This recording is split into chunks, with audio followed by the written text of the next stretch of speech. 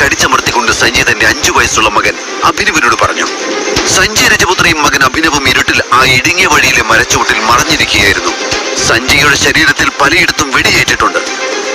ഇല്ലച്ച, അച്ഛനെ വിട്ട് ഞാൻ പോവില്ല. അഭിനവ് കരഞ്ഞുകൊണ്ട് അച്ഛനെ നോക്കി. വാശി കാണിക്കില്ല അഭി, എനിക്ക് ഈ അവസ്ഥയില് നിന്നെ രക്ഷിക്കാൻ പറ്റില്ല. അവരിപ്പോ ഇവിടെ എത്തും. അതിനു മുമ്പ് മോനെങ്കിലും രക്ഷപ്പെടണം. ചോര ഒഴുകുന്ന മുറിവുകളിൽ അമർത്തി പിടിച്ചുകൊണ്ട് സഞ്ജയ് മകനോട് പറഞ്ഞു. വേണ്ട, അച്ഛനില്ലാതെ ഞാൻ പോവില്ല. അച്ഛനും വാ. അഭി പറഞ്ഞത് കേട്ട് സഞ്ജയ് വാത്സല്യത്തോടെ അവന്റെ മുന്നിൽ മുട്ടുകുത്തിയിരുന്നു. മോനെ, ഒന്നും ഇവിടെ അവസാനിക്കാൻ പാടില്ല. അതിന് നീ ബാക്കിയാവണം. ടൈഗർ അഭി. വിടർന്ന കണ്ണുകളോടെ അത് പറഞ്ഞുകൊണ്ട് സഞ്ജയ് തന്റെ വിരലിലെ പച്ചരത്നം പതിപ്പിച്ച മോതിരമൂരി അഭിനവനെ ഏൽപ്പിച്ചു. ഇതൊരിക്കലും നഷ്ടപ്പെടുത്തരുത്. ആ ചതിയുടെ മുഖം നീ കണ്ടതല്ലേ? ഓർത്തു വെക്കണം. ഒരിക്കൽ അവൻ നിന്റെ മുന്നിൽ വരും. അച്ഛന്റെ ടൈഗർ മരിക്കില്ലെന്ന് അന്ന് നീ കാണിച്ചു കൊടുക്കണം. പോക്കറ്റിൽ നിന്ന് ഗണ്ണെടുത്ത് ലോഡ് ചെയ്യുമ്പോൾ സഞ്ജയുടെ കണ്ണുകളിൽ തീ ആളുന്നുണ്ടായിരുന്നു. മകനെ വിട്ടുപോകാനുള്ള വേദനയല്ലാതെ അയാളുടെ മുഖത്ത് തെല്ലും ഭയമുണ്ടായിരുന്നില്ല. അപ്പോഴേക്കും ശത്രുക്കൾ അവരുടെ അരികിലേക്ക് എത്തി. അഭിനവന്റെ നെറ്റിയിൽ ഉമ്മ വെച്ച ശേഷം സഞ്ജയ് ഒരു യോദ്ധാവിനെ പോലെ എതിരാളികൾക്ക് നേരെ നീങ്ങി. അച്ഛൻ തന്നെ ഒറ്റയ്ക്കാക്കി പോയപ്പോൾ അഭിനവ് ഭയന്ന് കരഞ്ഞു. എങ്കിലും ഇരുട്ടിൽ ആ 5 വയസ്സുകാരനെ ആക്രമികൾ കണ്ടില്ല. സഞ്ജയുടെ ഗൺ ശബ്ദിച്ചു. ശത്രുക്കൾ 4 പാടും ചിതറി വീണു. അതിനിടയിൽ ഒരു ബുള്ളറ്റ് പാഞ്ഞു വന്ന് സഞ്ജയുടെ നെഞ്ചു തുളച്ചു. അച്ഛാ! അഭിനവ് ഉറക്ക നിലവിളിച്ചുകൊണ്ട് ഉറക്കത്തിൽ നിന്ന് ഞെട്ടി ഉണർന്നു. വിയർത്ത് കുളിച്ച് കിതച്ചുകൊണ്ട് അവൻ കട്ടിലിൽ എഴുന്നേറ്റിരുന്നു. കഴിഞ്ഞ 18 വർഷമായി ഇതേ സ്വപ്നം അഭിനവനെ അലട്ടുന്നു.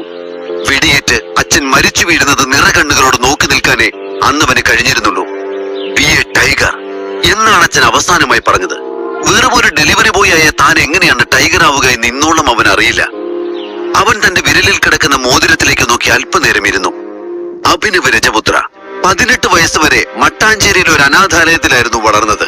പ്രായപൂർത്തിയായ ശേഷം അവൻ സ്വന്തമായി ഒരു ജോലി കണ്ടെത്തി മറ്റൊരിടത്തേക്ക് താമസം മാറി.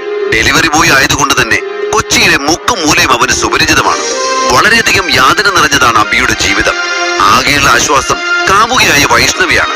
അവനെപ്പറ്റി എല്ലാം അറിയുന്നവൾ. അവളെ കാണുമ്പോഴാണ് അവൻ തന്റെ എല്ലാ ദുഃഖങ്ങളും മറക്കുന്നത്. ഇന്ന് വൈഷ്ണവിയുടെ ജന്മദിനമാണ്. ജോലി കഴിഞ്ഞ് അവൻ നേരെ ഒരു പരിചയക്കാരന്റെ ബേക്കറിയിലേക്ക് പോയി. രാജേഷേട്ടാ, എനിക്കൊരു കേക്ക് വേണം. വലിയ വിലയുടെ ഒന്നും വേണ്ട, ഒരു കൊച്ചു കേക്ക്. അത് കേട്ടതും കടയുടമയൊന്ന് ചിരിച്ചു. വില കുറഞ്ഞത് ഇപ്പോ വൈറ്റ് ഫോറസ്റ്റ് ഉണ്ട്, 700 ആണ്. നീ ഒരു 500 തന്നിട്ട് എടുത്തോ. അത്രയ്ക്ക് ബഡ്ജറ്റ് ഒന്നും ഇല്ല ഏട്ടാ, അതിലും കുറഞ്ഞത് വേണം. അബി പറഞ്ഞു. എന്നാ പിന്നെ ഈ പേസ്റ്റ് എടുത്തോ, 60 രൂപയേ ഉള്ളൂ. തന്റെ കാമുകിയോടൊപ്പം താമസിക്കുന്നതിനായി ഒരു കൊച്ചു വീട് വാടകയ്ക്ക് എടുക്കണം എന്നവൻ തീരുമാനിച്ചിരുന്നു. അതിനാൽ പണം അനാവശ്യമായി പാഴാക്കാൻ അബി ആഗ്രഹിച്ചില്ല. കടയുടമ പാക്ക് ചെയ്ത് കൊടുത്ത പേസ്ട്രിയും വാങ്ങി അബി സന്തോഷത്തോടെ തന്റെ പ്രിയപ്പെട്ടവളെ കാണാനായി പുറപ്പെട്ടു. കാത്തിരുന്ന് വട്ടായിട്ടുണ്ടാവും പാവം. ബർത്ത്ഡേ സെലിബ്രേറ്റ് ചെയ്യാനും സമ്മാനം കൊടുക്കാനും താൻ മാത്രല്ലേ ഉള്ളൂ. അതോർത്തപ്പോൾ അബിയുടെ മനസ്സ് സന്തോഷം കൊണ്ട് നിറഞ്ഞു. എന്നാൽ അവളുടെ വീടിന് മുന്നിലെത്തിയ അബിയുടെ മുഖം മെല്ലെ മാറി. അവിടെ മുഴുവൻ പലതര വർണ്ണ വിളക്കുകൾ കൊണ്ട് അലങ്കരിച്ചിരുന്നു. അകത്തു നിന്നും ഉച്ചത്തിൽ ഒരു പാട്ട് കേൾക്കുന്നുണ്ട്. കോളിംഗ് ബിൽ അടിച്ചുകൊണ്ട് അവൻ അവളെ കാത്തുനിന്നു. വാതിൽ തുറന്ന് പുറത്തു വന്ന വൈഷ്ണവിയെ കണ്ട അഭിനവ് അത്ഭുതപ്പെട്ടുപോയി. അവൾ വില കൂടിയ ഒരു ഗൗണാണ് ധരിച്ചിരിക്കുന്നത്. മനോഹരമായി അലങ്കരിച്ചിരിക്കുന്ന മുറിയുടെ നടുവിൽ വലിയ കേക്കും വൈനും എല്ലാം സെറ്റ് ചെയ്ത് വെച്ചിട്ടുണ്ട്. അവിടെ ധാരാളം അതിഥികൾ എത്തിയിരിക്കുന്നു. അതാരാ വൈഷ്ണവി? അതിഥികളിൽ ഒരാൾ ചോദിച്ചു. കണ്ടാലറിയില്ലേ, ഡെലിവറി ബോയാ. പക്ഷേ നമ്മളൊന്നും ഓർഡർ ചെയ്തിട്ടില്ലല്ലോ. മറ്റൊരാൾ പറഞ്ഞു. അതൊന്നുമല്ല, ഈ ഡെലിവറി ബോയിനെയാണ് വൈഷ്ണവി ഡേറ്റ് ചെയ്യുന്നത്. അത് കേട്ടതും അവിടെയുള്ള പല മുഖങ്ങളും കൗതുകത്തോടെ വൈഷ്ണവിയുടെ നേരെ തിരിഞ്ഞു. മൈ ഗോഡ്, നിനക്ക് വേറെ ആരെയും കിട്ടിയില്ലേ വൈഷ്ണവി? ഇതൊക്കെയാണോ നിന്റെ ടേസ്റ്റ്? എല്ലാവരും വൈഷ്ണവിയെ കളിയാക്കാനുള്ള അവസരമായി തന്റെ ജോലി ഉപയോഗിക്കുന്നത് കണ്ട് അഭിനവിന് സങ്കടം വന്നു. Happy birthday babe. പിന്നിൽ നിന്നും മറ്റൊരു ശബ്ദം കേട്ട് എല്ലാവരും ആകാംക്ഷയോടെ അങ്ങോട്ട് നോക്കി. അത് ദേവനായിരുന്നു. കയ്യിൽ വലിയ സമ്മാനപ്പൊതിയും ഉണ്ടായിരുന്നു. ദേവനെ അഭിനവിന് മുൻപേ അറിയാം. പേര് കേട്ടൊരു ബിസിനസ്സുകാരന്റെ മകനാണ്. അവൻ വൈഷ്ണവിയുടെ ചുറ്റും കറങ്ങി നടക്കുന്നത് അഭിനവ് ശ്രദ്ധിച്ചിട്ടുണ്ട്. അഭിനവിന് ദേവനെ ഇഷ്ടമായിരുന്നില്ല, വൈഷ്ണവിക്കും. അവിടെയും അവളെ ശല്യം ചെയ്യാനായി അവൻ വന്നത് കണ്ട് അഭിനവിന് ദേഷ്യം വന്നു. എന്നാൽ അവൻ എന്തെങ്കിലും പറയുന്നതിന് മുൻപേ വൈഷ്ണവി ദേവൻ കൊണ്ടുവന്ന സമ്മാനം വാങ്ങി. എന്നിട്ട് തന്നെ ചുറ്റിനും കൂടി നിന്നവരെ നോക്കി ഒന്ന് പുഞ്ചിരിച്ചു. നിങ്ങളൊക്കെ എന്താ വിചാരിച്ചേ? ഇവനാണ് എന്റെ ബോയ് ഫ്രണ്ട് ദേവ്. അത്ര ഇത്രയും പറഞ്ഞുകൊണ്ട് അവൾ ദേവന്റെ കയ്യിൽ ചുറ്റിപ്പിടിച്ചു. അത് കണ്ടതോടെ അതിഥികൾ എല്ലാവരും കൈയടിച്ചു. അവൾ അഭിനവിനെ പുച്ഛത്തോടെ നോക്കി. നമുക്ക് ബ്രേക്കപ്പ് ആവും മിസ്റ്റർ അഭിനവ്, എനിക്കിനി ഇത് കണ്ടിന്യൂ ചെയ്യാൻ താല്പര്യമില്ല. വൈഷ്ണവി അഭിനവന്റെ മുഖത്ത് നോക്കി പറഞ്ഞു. എന്താ എന്താ നീ പറഞ്ഞേ? വൈഷ്ണവി പറഞ്ഞത് വിശ്വസിക്കാൻ കഴിയാതെ അഭിനവ് ചോദിച്ചു. എന്താ കേട്ടില്ലേ? നിന്റെ കൂടെ ഈ പാതി പേസ്ട്രിയിൽ നിന്ന് ജീവിതം തീർക്കാൻ അവൾക്ക് വയ്യെന്ന് അല്ലേ ബേബി? ദേവൻ വൈഷ്ണവിയുടെ കവിളിൽ പ്രണയത്തോടെ ചുംബിച്ചുകൊണ്ട് പറഞ്ഞു. തന്റെ പ്രിയപ്പെട്ടവളെ മറ്റൊരാൾ ചുംബിക്കുന്നത് കണ്ടു നിൽക്കാൻ അഭിനവന് കഴിഞ്ഞില്ല. കയ്യിലിരിക്കുന്ന പേസ്ട്രി നിലത്തേക്ക് വലിച്ചെറിഞ്ഞ് അവൻ ദേവന്റെ അരികിലേക്ക് ഓടി വന്നു. എന്താണ് നീ ചെയ്തേ? എന്റെ പെണ്ണിനെ നീ... അഭിനവന്റെ ചുരുട്ടിയ കൈ ദേവന്റെ മൂക്കിൽ തന്നെ വന്നു പതിച്ചു. അപ്രതീക്ഷിതമായ ഇടിയേറ്റ് അവന്റെ മൂക്കിൽ നിന്ന് രക്തം പുറത്തേക്ക് ഒഴുകി. എടാ, ഇന്ന് നിന്റെ അവസാനമാണ്. ദേവൻ ദേഷ്യത്തോടെ അഭിനവന്റെ നേരെ ചെന്നു. അഭിനവ് അവന്റെ നെഞ്ചിലേക്ക് ആഞ്ഞു ചവിട്ടി. ഉടൻ തന്നെ വൈഷ്ണവി അവർക്കിടയിലേക്ക് കയറി നിന്നു. അഭിനവ്, നമ്മൾ തമ്മിൽ ഇനി യാതൊരു ബന്ധവുമില്ല. ഇത് നിന്നോട് ഞാൻ മര്യാദയ്ക്കാണ് പറഞ്ഞത്. ഇത് എന്റെ സ്ഥലമാണ്. ഇവിടെ വന്ന് എന്റെ ആളുകളെ ഉപദ്രവിക്കാൻ പറ്റില്ല. ഇറങ്ങിപ്പോ. വൈഷ്ണവി അഭിനവന്റെ മുഖത്ത് നോക്കി പറഞ്ഞു. അല്ലെങ്കിൽ എനിക്ക് നിന്നെ വേണ്ടടി. എന്ന് നീ എന്നെ മറന്ന് മറ്റൊരുത്തിനെ തേടിപ്പോയോ? ആ നിമിഷം തീർന്നു എല്ലാം. പക്ഷേ നിനക്ക് എന്നോടൊരു വാക്ക് നേരത്തെ പറയായിരുന്നു. ഞാൻ വെറുതെ... കണ്ണു തുടച്ചുകൊണ്ട് അഭിനവ് അവിടെ നിന്നിറങ്ങി. അവളുടെ മുഖം ഇനി ഒരിക്കലും തന്റെ ഓർമ്മകളിൽ പോലും വരരുതെന്ന് അവൻ ആഗ്രഹിച്ചു. വാടകയ്ക്കാണെങ്കിലും വൈഷ്ണവിയോടൊപ്പം ഒരു നല്ല വീട്ടിൽ ജീവിക്കണമെന്ന ആഗ്രഹത്തോടെ കൂട്ടിവെച്ച പണത്തിലേക്ക് അവൻ പുച്ഛത്തോടെ നോക്കി. പിന്നെ കൺമുന്നിൽ കണ്ട ഒരു ബാറിലേക്ക് കയറി ബോധം മറയുന്നതുവരെ മദ്യപിച്ചു. You cheat, I hate you. തെരുവിലൂടെ ഉറക്കെ വിളിച്ചു പറഞ്ഞുകൊണ്ട് അവൻ നടന്നു. ബാറിൽ നിന്നും വാങ്ങിയ കുപ്പിയിലെ അവസാന തുള്ളിയും വായിലേക്ക് കമിഴ്ത്തിയിട്ട് അവൻ കുപ്പി റോഡിലേക്ക് എറിഞ്ഞുടച്ചു. പെട്ടെന്ന് അഭിനവന് തല കറങ്ങുന്നത് പോലെ തോന്നി. അവൻ ആ റോഡ് സൈഡിൽ ബാലൻസ് തെറ്റി വീണു. പെട്ടെന്നാണ് ഒരു കാർ അവന്റെ മുന്നിലൂടെ സഡൻ ബ്രേക്ക് ഇട്ട് നിന്നത്. അതിൽ നിന്നും സ്യൂട്ട് ധരിച്ച ഒരാൾ പുറത്തേക്ക് ഇറങ്ങി. അയാളായിരുന്നു സൗരവ് മേനോൻ, കേദാർ ഗ്രൂപ്പിന്റെ ഓണർ ഹരിദേവ് മേനോന്റെ ചെറുമകൻ. സൗരവ് അഭിനവൻ അല്പനേരം നോക്കി നിന്നു. സുന്ദരനായ ഒരു ചെറുപ്പക്കാരൻ മദ്യപിച്ച് ബോധമില്ലാതെ കിടക്കുകയാണ്. തൊട്ടരികിൽ പൊട്ടിച്ചെറിയ ഒരു മദ്യക്കുപ്പിയുമുണ്ട്. സൗരവിന്റെ മുഖത്ത് ഗൂഢമായ ഒരു പുഞ്ചിരി വിടർന്നു. ഇവനെ എടുത്ത് കാറിലേക്കിട്, സൗരവ് ഡ്രൈവറോട് ആവശ്യപ്പെട്ടു. റോഡ് സൈഡിൽ മദ്യപിച്ച് കിടക്കുന്ന ഒരുത്തനെ കാറിലേക്ക് കയറ്റാൻ പറഞ്ഞത് എന്തിനാണെന്നറിയാതെ ഡ്രൈവർ സൗരവിനെ നോക്കി. ആ നോട്ടത്തിന്റെ അർത്ഥം മനസ്സിലാക്കിയ സൗരവ് പറഞ്ഞു, ഈ രാത്രി സാധാരണ പോലെ കടന്നുപോയാൽ നാളെ ചിലപ്പോൾ ഞാൻ കേദാർ ഗ്രൂപ്പിന്റെ ആരും അല്ലാതാകും. അങ്ങനെ സംഭവിക്കാൻ പാടില്ല. ഈ പയ്യനെ വെച്ച് ഞാനൊരു കളി കളിക്കാൻ പോവാ. നോക്കിക്കോ, ഇതോടെ എല്ലാം എന്റെ വഴിക്ക് വരും. ഗൂഢമായ ഒരു ചിരിയോടെ സൗരവ് പറഞ്ഞു. Okay boss. ഡ്രൈവർ കഷ്ടപ്പെട്ട് അഭിനവനെ എടുത്ത് കാറിന്റെ പുറയിലേക്ക് കയറ്റി. എമറാൾഡ് ഹോട്ടലിലേക്ക് വിട്, ഇനിയുള്ള ജോലി അവിടെയാ, സൗരവ് പറഞ്ഞു.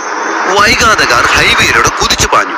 നേരം പുലർന്നപ്പോൾ അഭിനവനെ തന്റെ തല പൊട്ടിപ്പിളരുന്നത് പോലെ തോന്നുന്നുണ്ടായിരുന്നു. എഴുന്നേക്കാൻ ശ്രമിച്ചപ്പോഴാണ് അവന്റെ കൈകൾ മൃദുലമായൊരു ദേഹത്ത് തട്ടിയത്.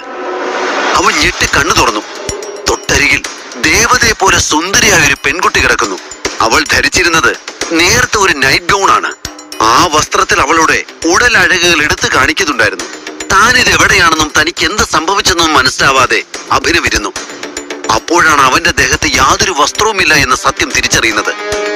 ബെഡിൽ കിടന്ന ഷീറ്റ് എടുത്ത് അവൻ ഉടുത്തു. അപ്പോഴേക്കും ആ പെൺകുട്ടി ഉറക്കത്തിൽ നിന്നും മെല്ലെ ഉണർന്നു. കണ്ണു തുറന്നതും തൊട്ടുമുന്നിൽ ബെഡ്ഷീറ്റ് ചുറ്റി നിൽക്കുന്ന അഭിനവിനെ കണ്ട് അവൾ പരിഭ്രമിച്ചു പോയി. സൗരവ് മേനോന്റെ സഹോദരി അനന്യയായിരുന്നു ആ പെൺകുട്ടി. ഒരു ബിസിനസ് മീറ്റിന് വേണ്ടിയാണ് അവൾ മുത്തച്ഛനോടൊപ്പം എമറാൾഡ് ഹോട്ടലിൽ വന്നത്. തലേന്ന് രാത്രി ഓർഡർ ചെയ്തിരുന്ന ഓറഞ്ച് ജ്യൂസ് കുടിച്ചത് മാത്രമേ അവൾക്ക് ഓർമ്മയുള്ളൂ. ഉണർന്നപ്പോൾ അപരിചിതനായ ഒരാൾ മുറിയിൽ. താൻ ആരാ? എങ്ങനെയാ താൻ എന്റെ റൂമിൽ വന്നത്? നിങ്ങൾ എന്നെ എന്താ ചെയ്തേ? അവൾ ഭയപ്പാടോടെ ചോദിച്ചു. അതെ, അത് തന്നെയാണ് എനിക്കും ചോദിക്കാനുള്ളത്. ഞാൻ എങ്ങനെ ഇവിടെ എത്തി? അഭിനവും പരിഭ്രമത്തോടെ അനന്യയോട് ചോദിച്ചു. അത് കേട്ടതും ദേഷ്യം നിയന്ത്രിക്കാൻ വയ്യാതെ അനന്യ അഭിനവന്റെ മുഖത്ത് ആഞ്ഞടിച്ചു. പെട്ടെന്നാണ് മുറിയുടെ വാതിൽ തുറന്ന് കുറെ പേർ അകത്തേക്ക് കയറിയത്. പരിഭ്രമത്തോടെ അനന്യ അവിടേക്ക് നോക്കി. ആ കൂട്ടത്തിൽ അവളുടെ സഹോദരൻ സൗരവും മുത്തച്ഛൻ ഹരിദേവനും ഉണ്ടായിരുന്നു. ഇപ്പൊ എങ്ങനെയുണ്ട്? ഞാൻ പറഞ്ഞില്ലേ മുത്തച്ഛ, ഇവള് ശരിയല്ല. എന്നാലും എന്റെ അനു, നിനക്കിത് എങ്ങനെ തോന്നിയടി? നീ നമ്മുടെ മുത്തച്ഛനെ ഓർത്തോ? കേദാർ ഗ്രൂപ്പിനെ ഓർത്തോ? നിന്നെ വിശ്വസിച്ചല്ലേ മുത്തച്ഛൻ എല്ലാം ഏൽപ്പിച്ചത്. എന്നിട്ട് ഇത്ര ആളുകളുടെ മുന്നിൽ വെച്ച് മുത്തച്ഛനെ നാണം കെടുത്തിയില്ല നീ? സൗരവ് സങ്കടം അഭിനയിച്ചുകൊണ്ട് ചോദിച്ചു. അത് കേട്ടതും അനന്യ ഭയന്ന് വിറച്ചുകൊണ്ട് മുത്തച്ഛനെ നോക്കി. മുത്തച്ഛ, ഇതൊന്നും വിശ്വസിക്കല്ലേ. ഈ കാണുന്നൊന്നും അല്ല സത്യം. ആരോ എന്നെ ചതിച്ചതാ. എനിക്ക് ഇയാളെ അറിയില്ല. അനന്യ കരഞ്ഞുകൊണ്ട് പറഞ്ഞു, സാർ, ആ കുട്ടി പറയുന്നത് ശരിയാ. എനിക്കും എന്താ സംഭവിച്ചെന്ന് അറിയില്ല. ആരോ അഭിനവ് പറയാൻ തുടങ്ങിയപ്പോഴേക്കും മതി എന്ന് ഹരിദേവൻ ആംഗ്യം കാണിച്ചു. അയാൾ ചുറ്റിനും ഒന്ന് നോക്കി. കേദാർ ഗ്രൂപ്പിന്റെ ബിസിനസ് പാർട്ട്നേഴ്സ് ആണ് മുറിക്ക് പുറത്തു നിൽക്കുന്നത്. ഉചിതമായ ഒരു തീരുമാനം കൈക്കൊണ്ടില്ലെങ്കിൽ കുടുംബത്തിന്റെ മാനം ഇതോടെ തകരും. ഉടനെ ഹരിദേവൻ ചുണ്ടിൽ ഒരു ചിരിയെടുത്തണിഞ്ഞു. അതിനുശേഷം അവിടെ കൂടി നിൽക്കുന്നവരോട് പറഞ്ഞു, വൈകുന്നേരത്തെ മീറ്റപ്പിൽ പറയാന്നാ വിചാരിച്ചത്. പക്ഷെ എന്ത് ചെയ്യാം, സർപ്രൈസ് പൊളിഞ്ഞു. ഇനി ഞാൻ ഒന്നും മറച്ചു വെക്കുന്നില്ല. എന്റെ ഗ്രാൻഡ് ഡോട്ടറെ കല്യാണം കഴിക്കാൻ പോകുന്ന ആളാ ഇത്. അവര് തമ്മിൽ ഇഷ്ടത്തില. അത് കേട്ടതും അനന്യ ഒരു ഞെട്ടലോടെ മുത്തച്ഛനെ നോക്കി. സാർ, ഞാൻ പറയുന്നു എന്ന് കേക്ക്. ഹരിദേവനെ യാഥാർത്ഥ്യം പറഞ്ഞ് മനസ്സിലാക്കാൻ വേണ്ടി അഭിനവ് മുന്നോട്ട് വന്നു. ഹരിദേവൻ അഭിനവനെയും വിളിച്ചുകൊണ്ട് അപ്പുറത്തേക്ക് മാറി നിന്നു. മിണ്ടി പോവരുത്, കാര്യങ്ങളൊക്കെ ഇതുവരെ എത്തിച്ചില്ലേ. ഇനി ഞാൻ പറയുന്നത് കേക്ക്. ഇതിന്റെ പേരിൽ ഈ കുടുംബത്തിന് ചീത്തപ്പേരുണ്ടാകാതിരിക്കാൻ ഒരേ ഒരു വഴിയുള്ളൂ. നീ ഇവിടെ കല്യാണം കഴിക്കണം. ഗൗരവത്തോടെ ഹരിദേവൻ അഭിനവനോട് പറഞ്ഞു. നിങ്ങൾക്കൊക്കെ എന്താ ഭ്രാന്താണോ? എന്താ നടന്നെന്ന് പോലും അറിയാൻ നിങ്ങൾ ശ്രമിക്കുന്നില്ലല്ലോ. അഭിനവ് കയർത്ത് സംസാരിക്കുന്നത് കണ്ട് ഹരിദേവന്റെ ഗുണ്ടകൾ അവനെ അടിക്കാൻ ആരംഭിച്ചു. മതി, ഹരിദേവൻ പറഞ്ഞു. അതോടെ ഗുണ്ടകൾ പിന്തിരിഞ്ഞു. വൈകിട്ടത്തെ ഫംഗ്ഷനിൽ നിങ്ങൾ ഒരുമിച്ച് പങ്കെടുക്കണം. ഇതെന്റെ തീരുമാനമാണ്. ബാക്കി പിന്നെ സംസാരിക്കാം. മുത്തച്ഛൻ പുറത്തേക്ക് പോയ ഉടനെ അനന്യ കരഞ്ഞുകൊണ്ട് ഓടി വന്ന അഭിനവന്റെ മുഖത്തേക്ക് വീണ്ടും വീണ്ടും അടിച്ചു. Who are you? Why did you cheat me? നീ എന്തിനാ ഇവിടെ വന്നത്? അവൾ കരഞ്ഞുകൊണ്ട് ചോദിച്ചു. അഭിനവന് വ്യക്തമായി ഒരു മറുപടി ഉണ്ടായിരുന്നില്ല. സത്യമായിട്ട് എനിക്കറിയില്ല, എന്നെ വിശ്വസിക്കേ, അവൻ വീണ്ടും പറയാൻ ശ്രമിച്ചു. എങ്കിലും ഒരു കാര്യം അവന് മനസ്സിലായി, ആരും അവളെ ചതിക്കുകയായിരുന്നു. അതിനെ താനും പെട്ടിരിക്കുന്നു. അപ്പോഴേക്കും ഹരിദേവന്റെ ആളുകൾ വന്ന് അഭിനവൻ അവിടെ നിന്നും പിടിച്ചുകൊണ്ടുപോയി.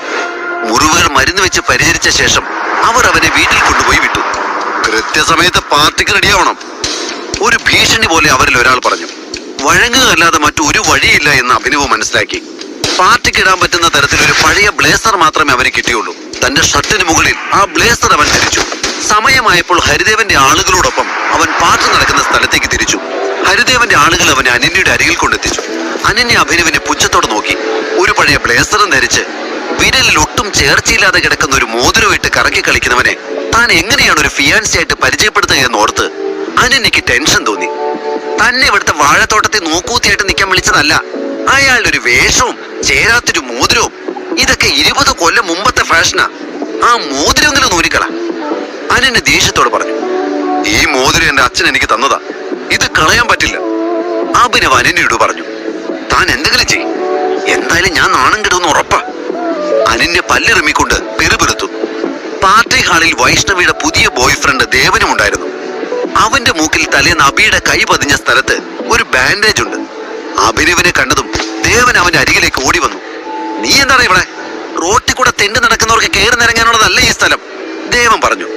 രംഗം കൂടുതൽ വഷളാവണ്ട എന്ന് കരുതി അനന്യ ഇടപെട്ടു. മിസ്റ്റർ ദേവൻ, ഇത് ഞാൻ വിവാഹം കഴിക്കാൻ പോകുന്ന ആളാ. ഞാൻ വിളിച്ചിട്ട് അയാൾ വന്നത്. അനന്യ പറഞ്ഞത് വിശ്വസിക്കാനാവാതെ ദേവൻ നിന്നു. അനന്യ, നീ എന്തൊക്കെയായി പറയുന്നേ? ഇവൻ ആരാന്ന് നിനക്കറിയോ? ഇവനെ വിവാഹം കഴിക്കാൻ പോകണമെന്നോ? നിനക്കെന്താ തലയ്ക്ക് വല്ല അസുഖമുണ്ടോ? ദേവൻ അഭിനവനെ നോക്കി പറഞ്ഞു. അത് കേട്ടതും അഭിനവ് ചാടി എഴുന്നേറ്റ് ദേവനെ കോളറിൽ പിടിച്ചു. നിനക്ക് കിട്ടിയതൊന്നും പോരല്ലടാ. അടുത്ത നിമിഷം ബലിഷ്ഠമായ ഒരു കൈ അഭിനവിനെ തടഞ്ഞു. പാർട്ടി ഹോസ്റ്റ് ചെയ്യുന്ന ബിസിനസ്മാൻ വിക്രമായിരുന്നു അത്. SR ഗ്രൂപ്പിന്റെ മാനേജിംഗ് പാർട്ണർ. മറ്റുള്ള ബിസിനസ്സുകാരെല്ലാം വിക്രത്തെ ആശ്രയിച്ചാണ് അവരുടെ ബിസിനസ് മുന്നോട്ട് കൊണ്ടുപോകുന്നത്. ചുരുക്കി പറഞ്ഞാൽ അവിടെയുള്ളവരുടെ കാണപ്പെട്ട ദൈവം തന്നെയാണ് വിക്രം. എന്താ ഇവിടെ പ്രശ്നം? വിക്രം അവരെ നോക്കി ചോദിച്ചു. വിക്രം സാർ, ഇവനൊരു ക്രിമിനലാ. അനാവശ്യമായിട്ട് ഇവിടെ വന്ന് പ്രശ്നം ഉണ്ടാക്കുക. അത് കേട്ടതും വിക്രം അഭിനവിനെ മൊത്തത്തിലൊന്ന് നോക്കി. നോക്ക് മിസ്റ്റർ, ഇവിടെ വളരെ പ്രധാനപ്പെട്ട ഒരു പാർട്ടിയാണ് നടക്കുന്നത്. ഒരുപാട് VIP ഗസ്റ്റ് ഒക്കെ വരുന്നതാ.